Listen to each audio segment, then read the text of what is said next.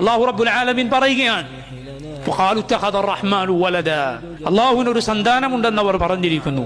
ലഖദ് ജിഅ്തും ശൈഅൻ ഇദ്ദാ, കഠോരമായ ഏറെ ഭയാനകരമായ ഒരു തീർത്തും തെറ്റായ വാദം തന്നെയാണ് നിങ്ങൾ പറഞ്ഞിരിക്കുന്നത്. തകാദു സ്സമാവാതു യതഫത്തർന മിൻഹു, ആ പറഞ്ഞ വാക്ക് കാരണത്താൽ ആകാശങ്ങൾ പൊട്ടിപ്പിളരുമാറാകുന്നു, ഭൂമി വിണ്ടുകീറുമാറാകുന്നു. വതഖിറുൽ ജിബാലു ഹദ്ദ, പർവ്വതങ്ങൾ തകർന്നു പോകുമാറാകുന്നു. അത്രയും കഠോരമായ അല്ലാഹു പൊറുക്കാത്ത വാക്കാണ് അവന് സന്താനമുണ്ട് എന്ന് പറയുന്ന വാക്ക്. റസൂലുള്ളാഹി സ്വല്ലല്ലാഹു അലൈഹി വസല്ലം പറഞ്ഞിരിക്കുന്നു, ലൈസ അഹദുൻ അസ്ബറ അലാ അദൻ സമിഅഹു മിനല്ലാഹ്, അല്ലാഹുവിനെ പോലെ അലോസരപ്പെടുത്തുന്ന ഒരു വാക്ക് കേട്ട് ക്ഷമിക്കുന്ന മറ്റാരുമില്ല.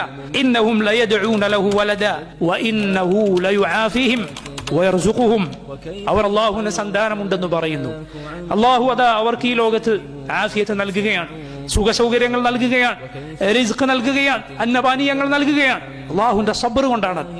അല്ലാഹു റബ്ബുൽ ആലമീൻ അവന്റെ അടിമകളെ അവരുടെ തിന്മകൾക്ക് അതിവേഗം ശിക്ഷിക്കാത്തവനാണ്, മറിച്ച് സമയം നീട്ടി നൽകുന്നവനാണ്.